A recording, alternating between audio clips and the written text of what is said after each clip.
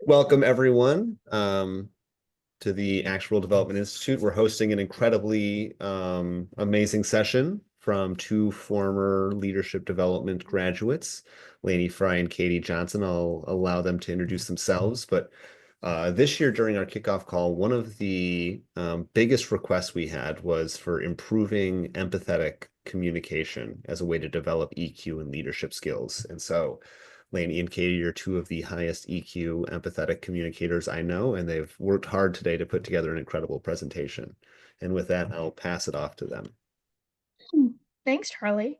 Yeah, welcome everyone to our empathetic communication session. This is really meant to give you an idea of how to step up your leadership. So I hope you enjoy. And if you have questions along the way, feel free to let us know.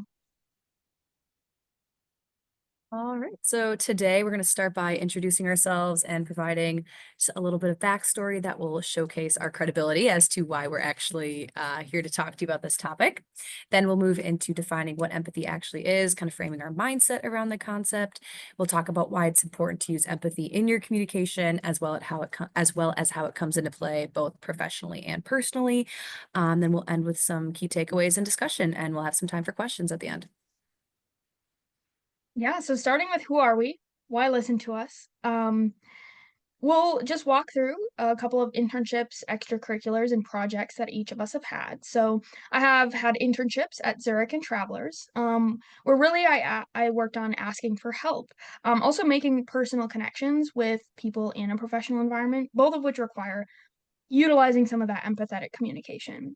Then also in terms of extracurriculars, I am president of the actuarial club at Illinois State University. So part of what I've developed there, developed here, I guess, right, is giving and receiving feedback among board members and general members, and then also just learning how to foster a good relationship with people that I mentor or tutor is super important. And then as for a couple of projects, some odd ones out there, but I worked on a risk management case competition, and so that really allowed me to develop good teamwork skills, presentation skills, both of which require kind of a high EQ if you want to succeed and place well in that type of thing. And then I also had the privilege of working with Lainey on the Midwestern Actuarial Student Conference in 2023, where we had to send conscientious emails to presenters alongside managing certain conflicting interests, right? And working towards a common goal. Yeah, and then similar kind of to Katie's framework, I have also interned at Travelers. I'm going to be interning at Deloitte next summer. So at my last internship, I was in a situation of having to kind of learn a new coding language completely from scratch, which actually will come in handy later. So put a pin in that. And then just finding that balance of using inductive reasoning and then reaching out and asking for help when I need it. I also, worked really hard to build a professional brand. It was my first internship. So through doing that, I got to, talk to the CEO of Travelers in front of our intern class. So that was obviously something I had to be very conscious of my EQ and how I presented myself there. I am the president of our actuarial science club here at MSOE. So it's a very, very forward-facing role, especially with all the different departments and people I'm communicating with. I've spearheaded communication to just overall promote our club and our major's presence on campus and just kind of fight for the events that we want to do here. I'm also in charge of communication with various local companies, sponsors, planning events, things like that. And then kind of a project, but just something I, also wanted to mention is I'm also the vice president of a sorority on my campus, which obviously is a very different setting than an actuarial science club, but one where it's also extremely important to be very mindful of your communication, considering all factors and nuances, and how my actions will affect others. So. All right, so before we get too deep into the content, we are going to try and make this a bit of an interactive session. So we do have a Mentimeter prepared. So let me just make sure that I have the permission set to share my screen.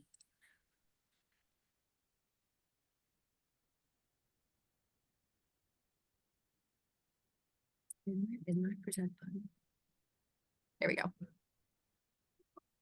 All right, is everyone kind of able to see that welcome screen? It says join our Mentimeter. Speak up if you can't. Otherwise, join our Mentimeter.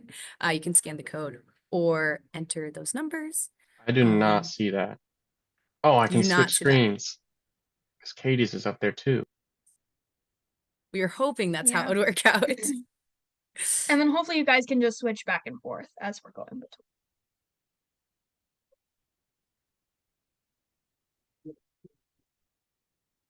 Is everyone in? Is anyone having trouble?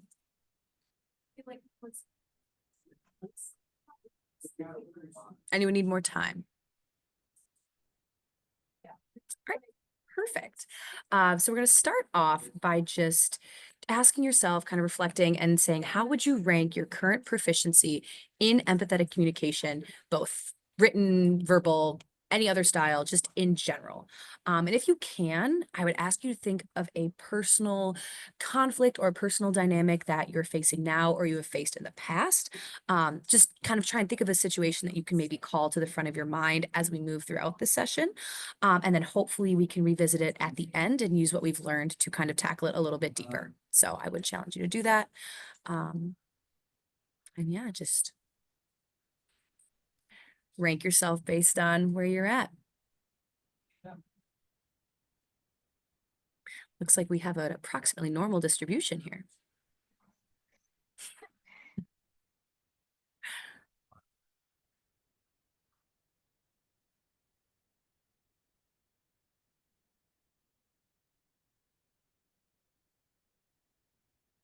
All right, looks like the majority of our votes are in there.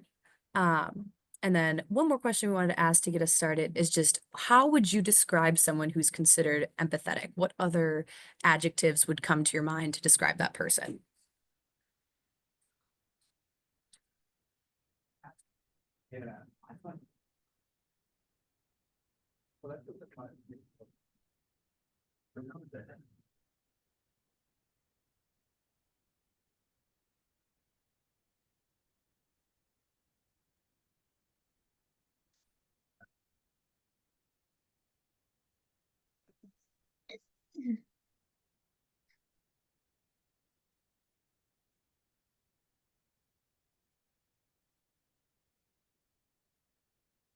All right, big one seems to be understanding, considerate, caring, in tune, kind, friendly, forgiving, sympathy. That's a good one. Awesome. Well, cool. We just wanted to see where everyone's head was at with the definition, and I'll throw it back to Katie to kind of dig a little deeper there. So it sounds like a lot of you had the right idea. We just wanted to get a good idea of what everyone thought and then maybe dispel some preconceived notions about what empathy really is. Because before I really thought about it, maybe a couple of years ago, if you had asked me, I would have said maybe that's someone who has a bit of a bleeding heart. Maybe they're pretty vulnerable and maybe by association soft. Like maybe they're not so direct. And maybe they're more of a right brain person over a left brain person, right? But we want to talk about the fact that it really goes deeper than that. So what it really means is being conscientious, just being polite, right? Showing awareness, more related to how you're saying something. It means being thoughtful, being attentive and considerate when it comes to others' views and needs. And then just that last bullet point in terms of good communication, that's what it boils down to, right? And even though your style of showing empathy in your communication can vary, really empathy is critical for having meaningful versus just purely just functional conversations and relationships. And I know as actuaries, sometimes we get caught in that numbers trap and the functionality trap. But if you're going to take your leadership to the next level, it is important to really dig into that empathy aspect of your communication. And then don't forget that yes, it is about others, right? And knowing what other people's perspectives and feelings might be, but also it's about us. And acknowledging when maybe we are frustrated or maybe we are very excited, and incorporating that into our communication style. I think a lot of times people tend to attribute empathy as being maybe sort of out of reach because, you know, it involves putting yourself in someone else's shoes, right? That's what people usually attribute it to. And this can be an intimidating concept when you might have to admit that, you know, you've never been in the other person's shoes before. But really, it can be broken down into two key processes, and that's acknowledge and adjust. So adjust tends to be that self-explanatory part of empathy. Of course, you're going to want to adjust your response based on how you're feeling and your desired outcome. But acknowledgement is the bulk of the process that occurs before the adjusting. And I think that's the part that some people can kind of tend to overlook and take for granted. And it is more than just putting yourself in the other person's shoes, so to speak. Acknowledgement is very important because it takes place before you even begin responding to the situation in any capacity. So this is where you want to break down everything about how you're feeling, because your feelings can really impact your perception of the situation, which of course may not be entirely accurate at first glance. But you also need to push yourself to consider perspectives outside of your own. So you got to take the time to understand how the other party is feeling and how your words and your actions can then in turn affect this. So again, this is all happening before we adjust, before we respond to the situation. Before we do that, we want to verify that our interpretation is correct. So there are a few steps you can take to do this, just to ensure that you've acknowledged all the necessary facts. So you can restate or rephrase what the other person is saying and kind of confirm with them that you're understanding their perception correctly. And then there's a powerful idea of getting to the "that's right" of an exchange, in which the other person enthusiastically confirms, either explicitly or implicitly, that you're understanding and you're validating their feelings. So in this part, phrases like "I understand," "that makes sense," "that's valid," can go a really long way. Even just acknowledging that you've heard what someone has to say is a great start. So really, it's about validating yourself and others and making sure that you're not minimizing the thoughts or feelings of someone else. So next, we'll move into that adjust perspective with specific examples. But before we do that, just wanted to talk a little bit more about why it matters that we do show empathy in this way, right? So at the end of the day, it's a lot about goal alignment. And I think the first question that you want to ask is, who am I, right? Knowing that you want to incorporate empathy into your communication requires some of that self-reflection, which I think helps us get a better idea of where we're at. And I just put up here, right? You might be an actuary if you're a little bit technical. Sometimes you get too focused on the task at hand. And then let's be honest, occasionally, because of all that we have to do, right? Things might come out as if we're a little bit egotistical. And that's not to say that we are not great people, but it's important to recognize where we might get caught into a trap that leads away from empathy rather than towards it. And practicing solid communication will take you far in your career, no matter who you are. So then the next thing you want to ask is, what do I want to accomplish? And so these are a few things that you can accomplish with a higher EQ, and incorporating empathy into your communication. So you'll be able to complete tasks more efficiently and effectively. People are more willing to collaborate when you show understanding of their view. You can build trust with the people around you. Important people, right, high up in your company someday will know that they can rely on you to keep the bigger picture in mind and consider other people's needs and other teams' needs alongside your own. You'll also be able to delegate your workload easier. I really want to highlight this just because being conscientious goes miles in delegation. And I have experienced this with my officers personally. So, for example, someone had told me at the beginning of the semester, hey, I'm going to have a busy semester. So I was more conscious of their workload when giving them tasks or maybe even taking some off their plate. Versus on the flip side, I had asked two or three other officers, what they wanted to be on the board in the future, and that opened up the doors to giving them more work and supporting their leadership goals. So you can see how just being conscientious of other people really leads to becoming a better leader, which is that next bullet point. Um, I think all of the above contribute to making you a better leader. And then as for the personal benefits, and this really just goes for your own personal development alongside your professional development, it's really beneficial when you know that you can communicate effectively, because you know that you have more control over what you say, how others receive what you say, right? It goes beyond just existing in the world, to having more of a purpose and engaging purposefully. So the goal is that that helps strengthen your relationships.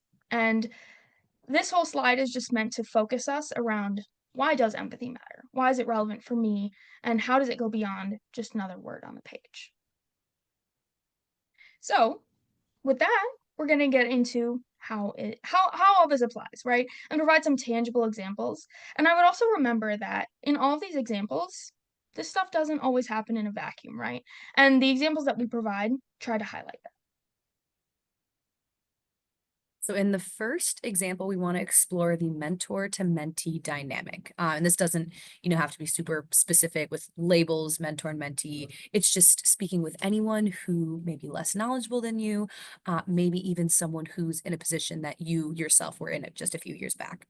So this could arise in speaking to an intern or a new hire at a job that you've had for a little while, speaking with a freshman when you're an upperclassman, or speaking to a student you're tutoring. All good examples. So in this dynamic, we really want to focus on the verbal communication that goes into play. So an objective of this conversation might be to give information, guide them through a task, answer a question, offer advice, or walk them through a decision. So, it arises in a variety of situations, all kind of ranging in complexity. But really the case here is that the mentee is coming to you as someone who is credible in a certain topic. So let's work through it. First, acknowledge. How are you feeling? So depending on the situation, even though you are, the mentor, you might still feel uncertain. You might not feel like you're an expert, and that's totally okay, right? I think, we've all given advice to like a friend and said, oh, take this with a grain of salt. Like, I'm not an expert. Like, that's completely okay to own and acknowledge.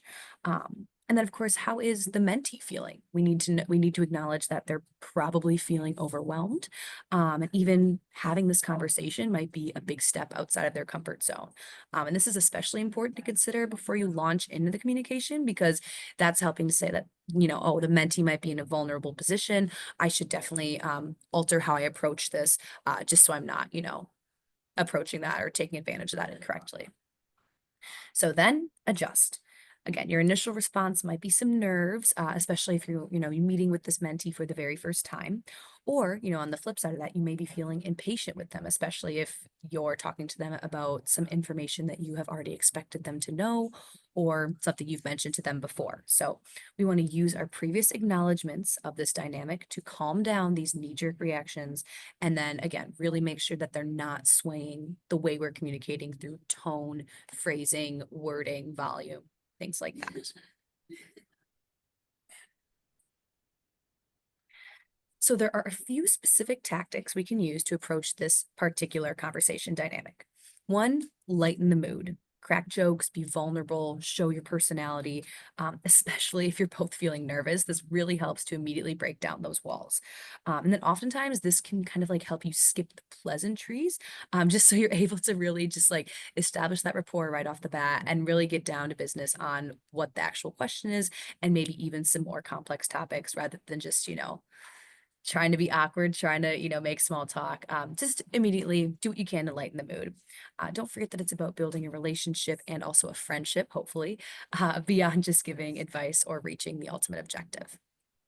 You also want to work to understand the mentee's background. Figuring out what their knowledge already consists of will help you save time and also avoid accidentally patronizing them by telling them things they already know, which is not enjoyable for anyone.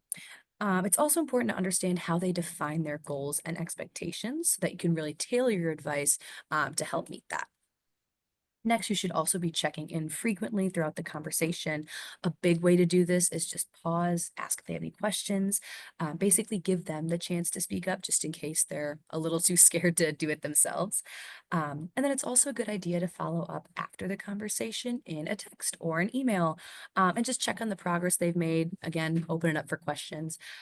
Just, have that follow up, have that additional communication to let them know that, I'm thinking of you and I recognize you. And then, as I kind of mentioned a little bit, be very cognizant of the line between confidence and arrogance. There's always going to be a natural divide between someone who's had 3 internships and taken 2 exams versus someone who does not know what an annuity is. So again, acknowledge that, and choose your phrasing carefully so you don't come off as arrogant, even, of course, when you're not trying to be. So as you move into the interactive part of this kind of dynamic, basically I want you to put yourself in the mentor's shoes, and you're going to be verbally communicating about something that maybe you thought the mentee already knew that they were already familiar with, but you're getting a question on it. So we're going to walk through a few exercises around that. Starting with ranking these 3 phrases based on how likely you would be to use them in that situation I just described. So the first, you should have seen an email about this already. The second, I understand that this may be a lot to take in. And the third, this is actually pretty simple. Hopefully everyone is back to seeing the Mentimeter here.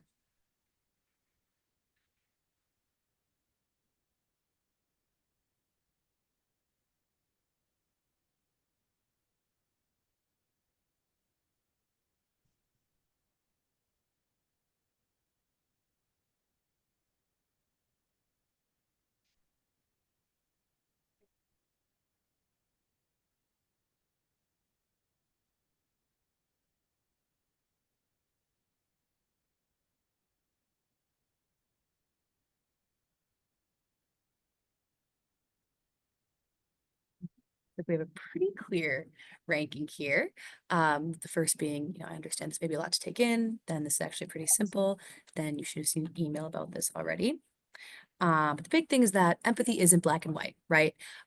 So going above and beyond, going the next step is seeing how does each phrase kind of balance between the components we discussed. So yes, we have unempathetic, we have empathetic, but we also have, intimidating versus patronizing. So this is, again, just a ranking system, but going one step further and recognizing another layer to those phrases.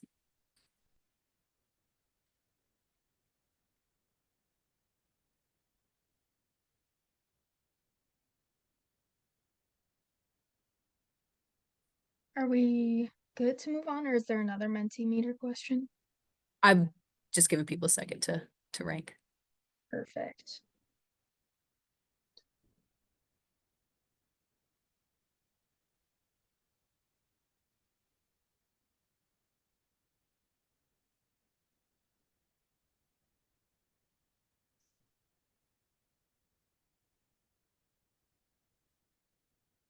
And so as we kind of watch these bubbles float around, it's just interesting, right, to see how obviously this question didn't have any right or wrong answer, but it's like, for every pro to one of these statements, there's a con, right? You should have seen an email about this already. Very straightforward. I see it's leading a little more towards the unempathetic side.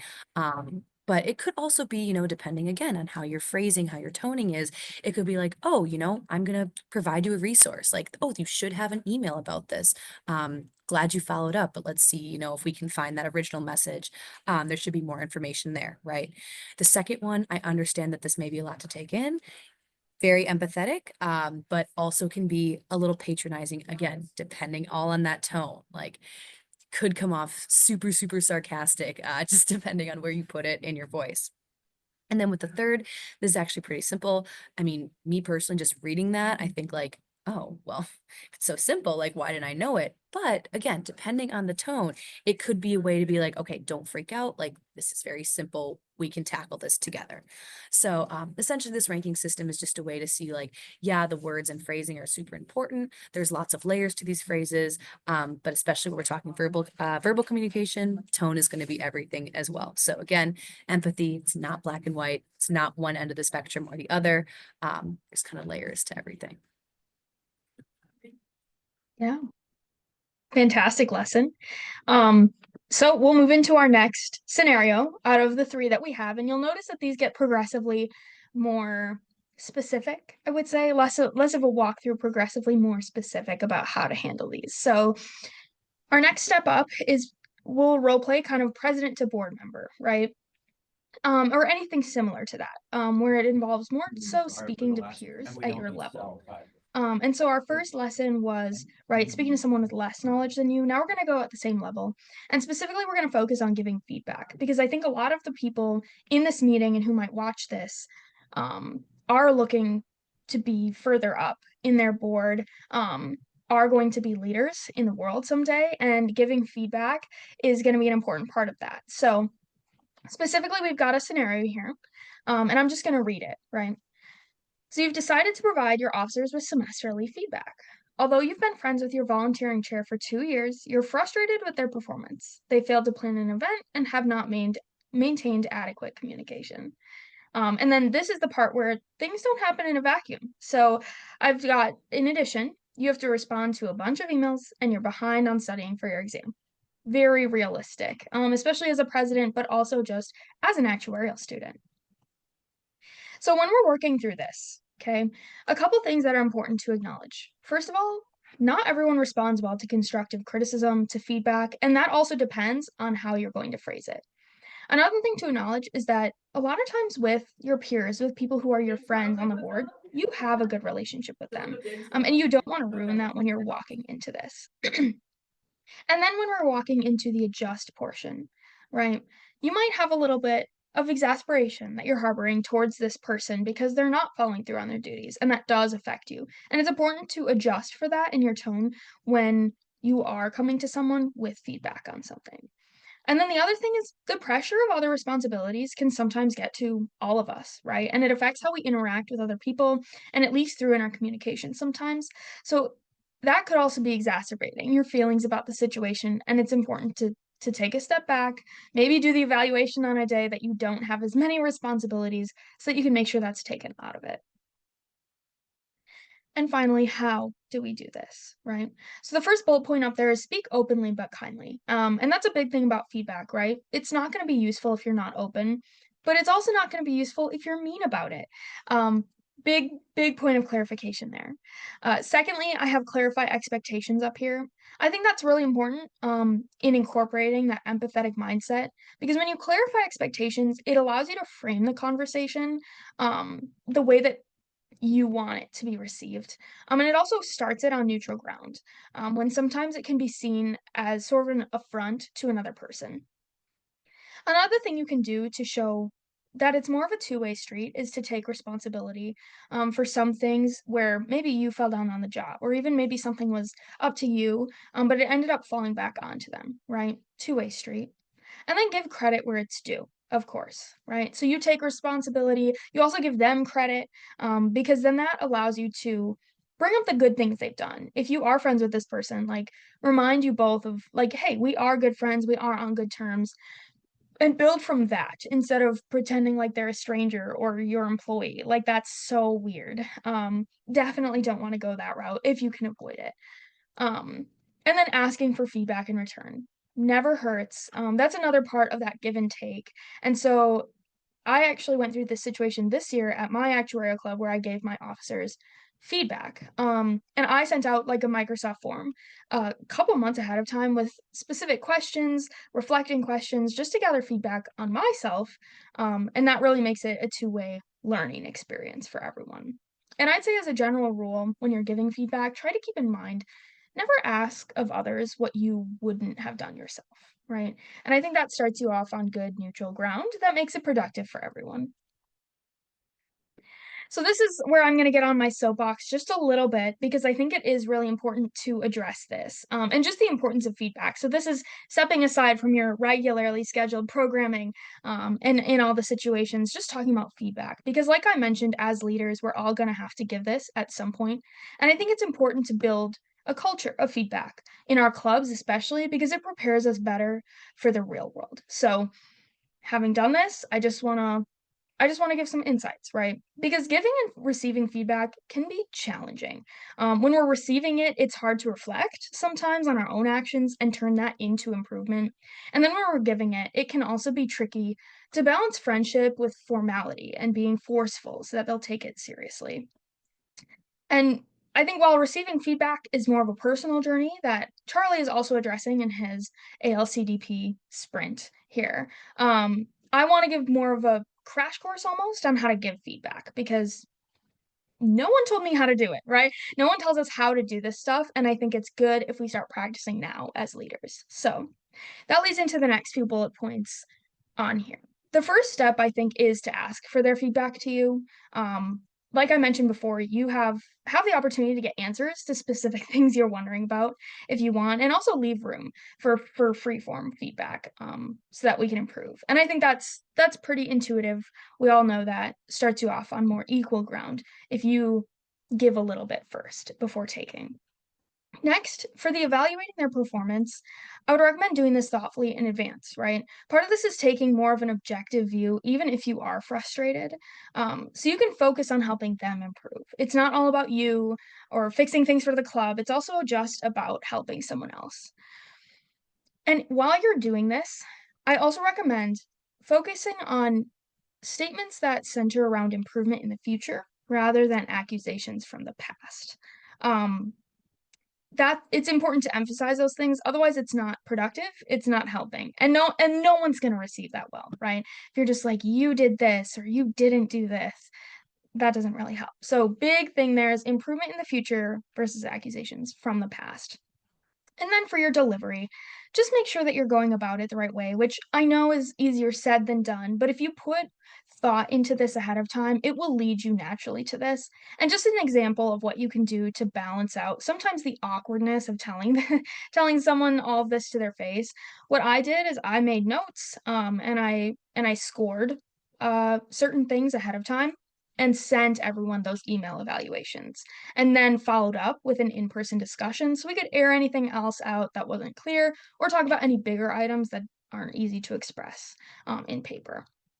And then that last bullet point down there is practicing confrontation. And I want to emphasize the importance of both confrontation and honesty. And I think most people aren't huge fans of confrontation. And I know a lot of actuaries who would say it might even be like incompatible with their personality. But when I say confrontation, I don't mean like an ugly argument or accusations. What I really mean is just being honest to their face. It's much easier to vent and gossip, especially in college, instead of just going to this person and telling them. But as a leader, you need to seriously consider the people around you. I think that's really important, and how you could even change their lives by telling something that they likely don't even know they're doing wrong. And so having those conversations early is important, whether you're a sophomore officer, whether you're a freshman who just joined, or even, up to the president of a club. Just being conscious and conscientious of the people around you.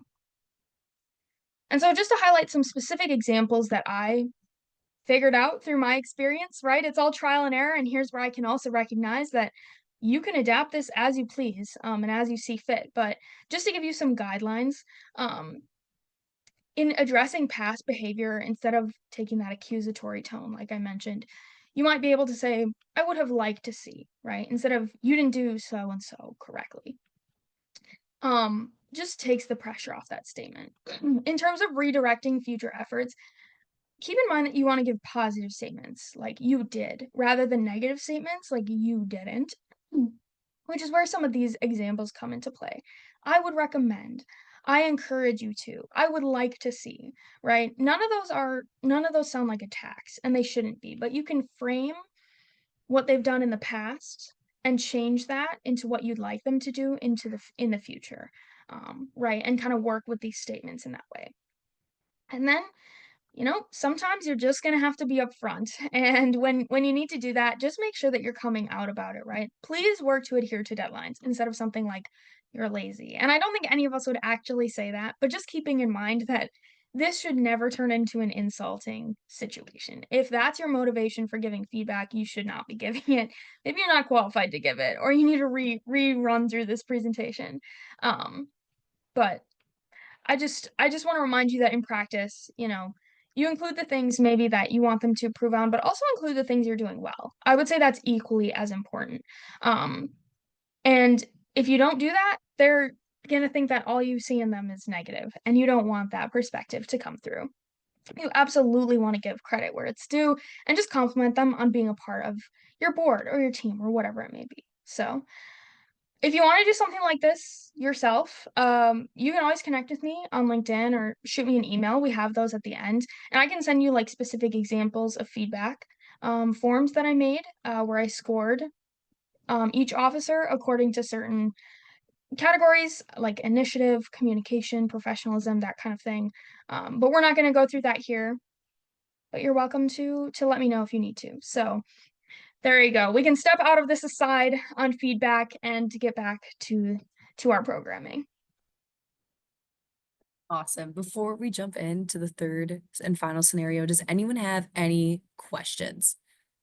I know that was a lot of information, that stuff about feedback. That was awesome. I'm sure Katie'd be happy to answer any questions. Anyone have anything right now?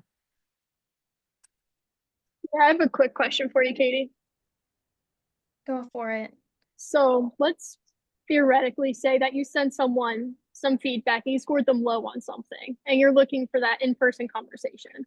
How would you approach the situation if they just start avoiding you? Like they don't respond to your texts, they just stop interacting with you because they're scared of it. That is a great question. I would say you could do a little bit of mitigation, a little bit of reaction to that. So when I felt that a certain category deserved a low score, I also made sure to include categories that I thought would even out. Kind of like if you're walking across ice and you want to like get down low and spread out, right? I didn't want it to be like just dropping through that ice. You got a 1 out of 5, you got a 2 out of 5 or something like that. That's why I included maybe a couple of categories like professionalism or public speaking, against like initiative or even just like fulfilling your duties, because I felt like most people would be able to score high in at least half of the categories, even if they maybe did score lower in the other categories. That's my mitigation recommendation. Um, as for responding to the lack of response, that is a tough one. I will say if you came up with texts that were just like, hey, like, when are you ready to schedule this meeting about feedback? Um, that's pretty perfunctory. That's great. Like, you should be sending those messages, but if they're not responding to that, I'd recommend responding, like, really, really reaching into that empathetic part of yourself. Like, think about if you were receiving it, um, putting yourself in their shoes, or even just recalling like negative feelings that you might have. Sending maybe a little bit longer of a text or an email of some kind, maybe trying to give them a phone call if you think that'll work, but sometimes confrontation is not the best move. So even just sending something that's like, hey, I know you might be afraid to talk about the feedback. We don't have to have an in person conversation if you don't want to, but I really wanted to make clear some of the things that were in your feedback form. If you don't want, like, to have a chance to do that, I understand, but we should try to work something out.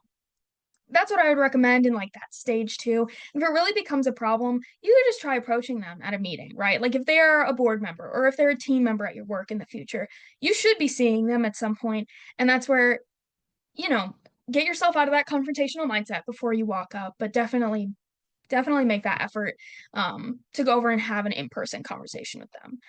And hopefully that also erases some of the anxiety for the person you're trying to give the feedback to as well, because there won't be any anticipation at that point. You're just walking up and that conversation is happening, and for better or worse, it will get over with. Thank you. Any other questions? All right. Well, for our final scenario, then we're going to explore the intern to manager dynamic, or just talking to someone who is more knowledgeable than you. So we had kind of someone who was less knowledgeable, someone who was at your level, and now someone who is a little more knowledgeable. So we're going to actually frame this one through email correspondence.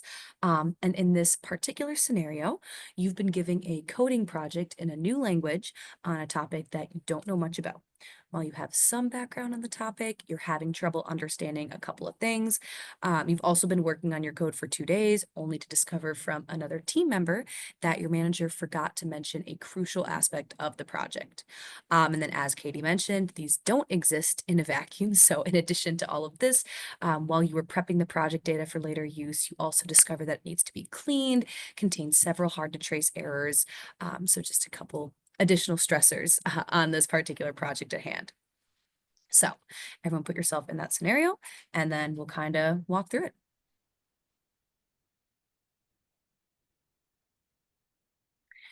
So start by acknowledging the environment you're in. You're new here, you're learning a new skill, you're talking to new people, everything is new.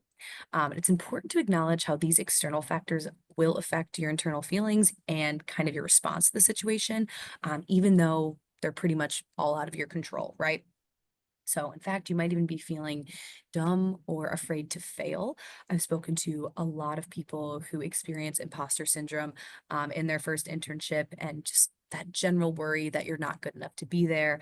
And that's completely okay to feel. It's also very common to feel. So you're not alone.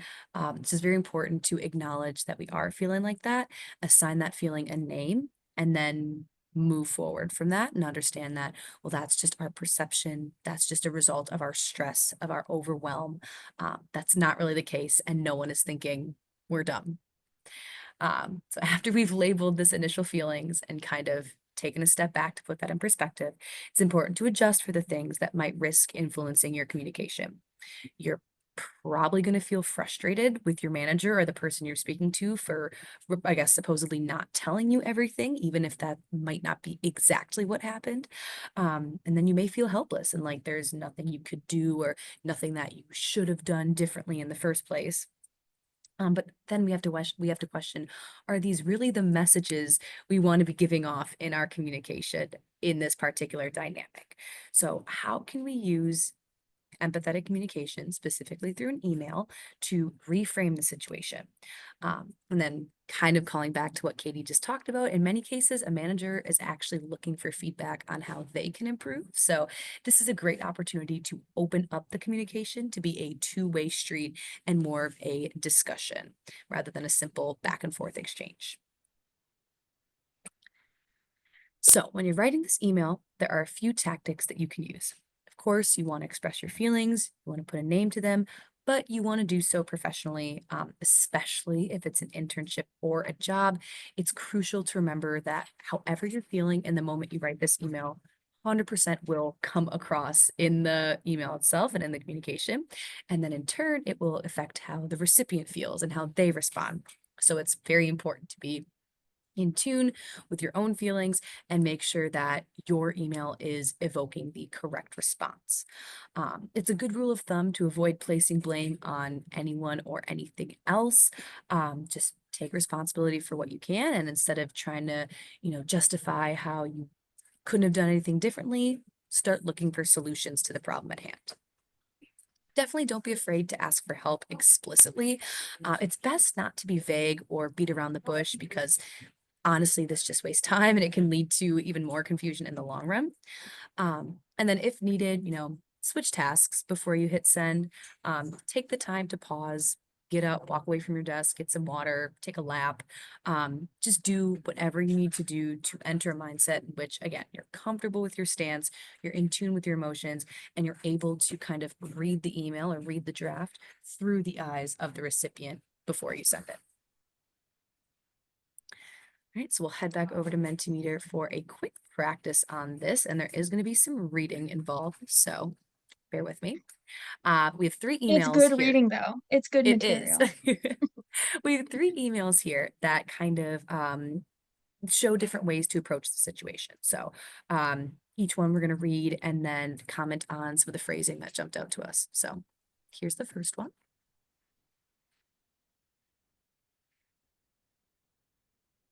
And then if you're using your phone and it's small, you can zoom in.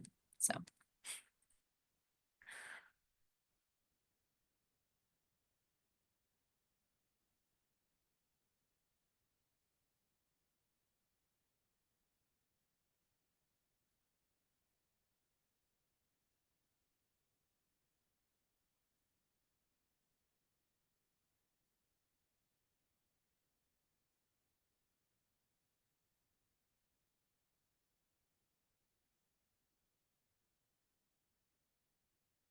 If you guys could throw a thumbs up on there when you're done, I can know to move forward.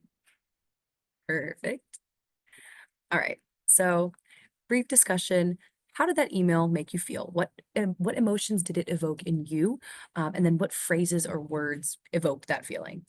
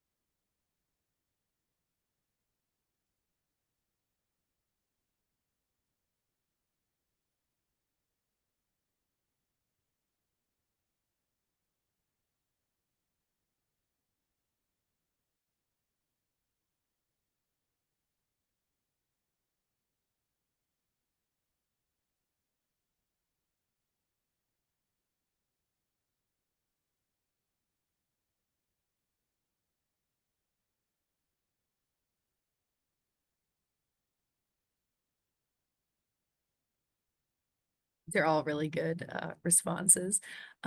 You guys are definitely hitting the nail on the head with what we were going for. This sender was definitely trying to deflect the blame away from themselves as much as possible. Maybe not explicitly placing it on the manager, but definitely implicitly doing so. You'll also notice that they were kind of helpless, didn't really present any solutions to the issue at hand. So just a lot of deflecting, and you could definitely see that frustration come through there.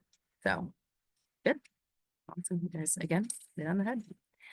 So here is the next email, and same kind of thing. Thumbs up when you're done reading.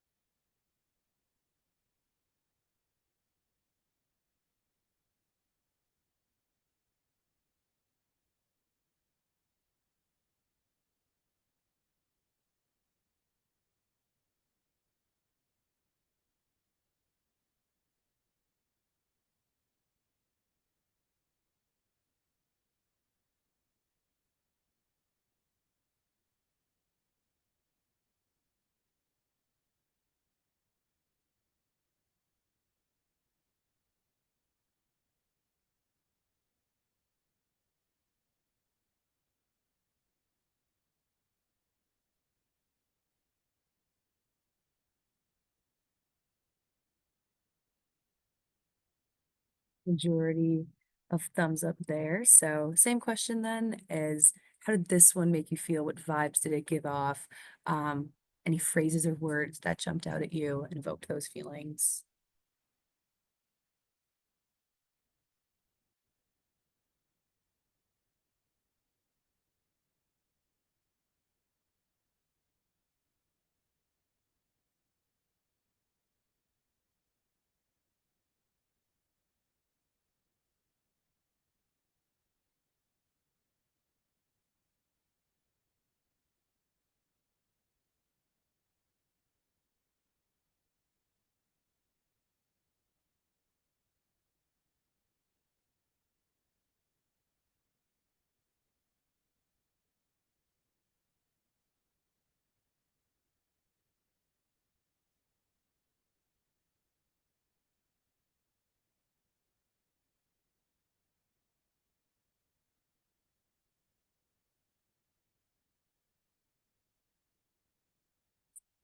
Big, definitely not blaming anyone. Asking for help, but I like this one, asking permission to ask for help. Kind of interesting, right? Of like, are they, just diving all in, asking for help? Or are they kind of hesitant?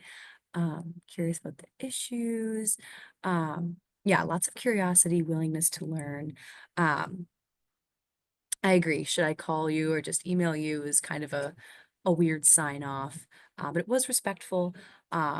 It was just a lot of kind of questioning done in the email. And again, maybe a little vague, not super direct, not super explicit. Just kind of like, oh, I'm, confused about what the variables mean. Should I call you or should I text you? Like, or email you? So maybe kind of in that middle kind of gray area of like, I really like the asking permission to ask for help. Maybe like a little hesitant, not entirely like, throwing themselves into it. So awesome. All right. And then the last one.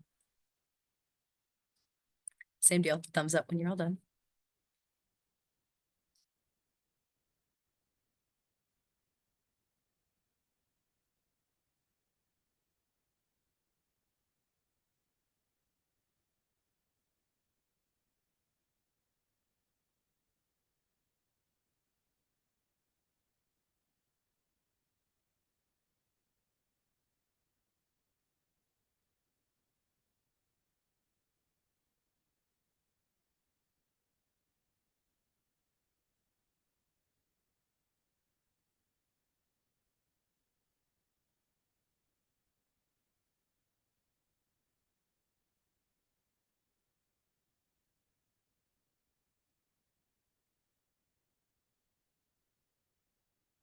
Your thumbs up. So that was the last example. So one more time, how did this email make you feel? what were good phrases, what were good words, things you noticed, things you liked, didn't like.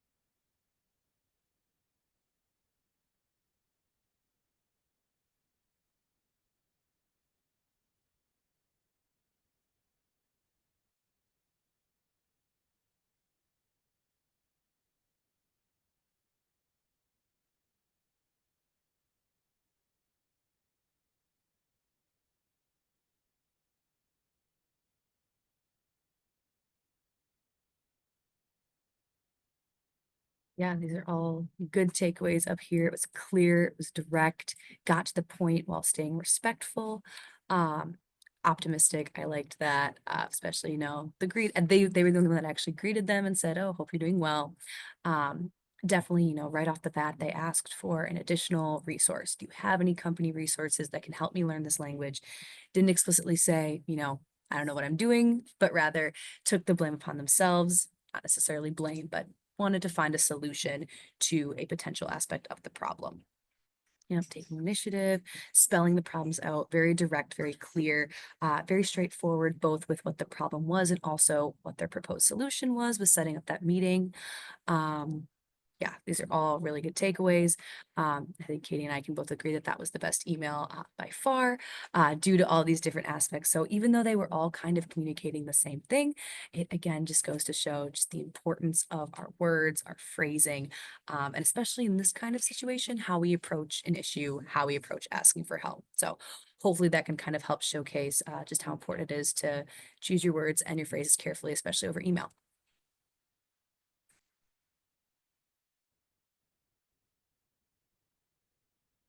Katie, you are on mute. Sorry about that. Thank you all for participating in that. We really appreciate your engagement. And so to finish this off, we'll just go into some key takeaways from this presentation. Some important things to remember, right? These are just the highlights. Empathy is a practical consideration of others' feelings and perspectives while also including your own in that. Try to reframe your mindset surrounding empathetic communication just by building small habits. Acknowledge your own feelings. Read your messages back to yourself as if you were the one receiving it. Or definitely, good old reliable, take a break. Take a breath, stand up and stretch a little bit, walk away. Even if it's not so time sensitive, you could do a little bit of journaling or vent to a friend about it and problem solve through the situation. And then that last bullet point is just meant to be a reminder that you can always set goals, to be mindful of how you present yourself, to be working towards more empathetic communication, right? So these are the highlights of the presentation, and we wanted to leave.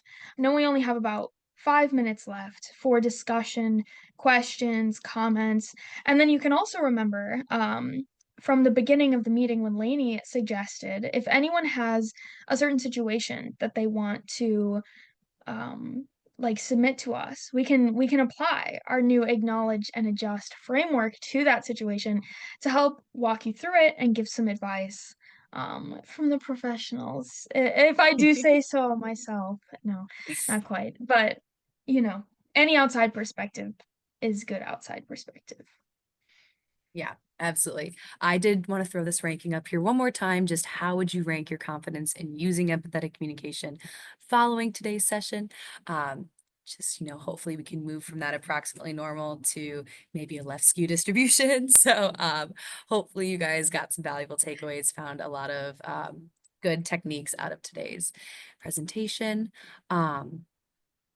And then, since I know we are coming up a bit short on time here, in the Mentimeter, we do also have the option to pose anonymous questions if you do not feel comfortable, sharing that situation out loud. So feel free, like Katie said, to drop that situation in there. We can kind of work to dissect it. Otherwise, any general comments or questions also welcome. that was just another aspect. Or feel free to come off mute and speak up. That's okay too. And we at least I have a few, like I have extra time after this. So if you have something that you really want to get off your chest, you know, make sure that you share and we can walk through it. Yes, me as well. And I will actually put up our emails here if anyone wants to snag those, just so I can pull the presentation down and engage with the Mentimeter if necessary. Yeah. We had some crashing issues going on earlier, so I didn't want to test the waters throughout this presentation.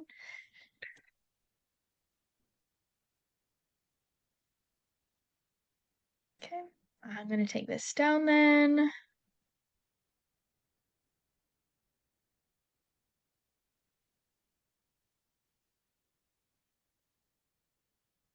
Well, thank you, Lainey. Thank you, Katie. That was incredible, and I learned a ton, and I'm sure everyone else here did. And I really want to thank you guys for taking the time to put that together and walk us through everything.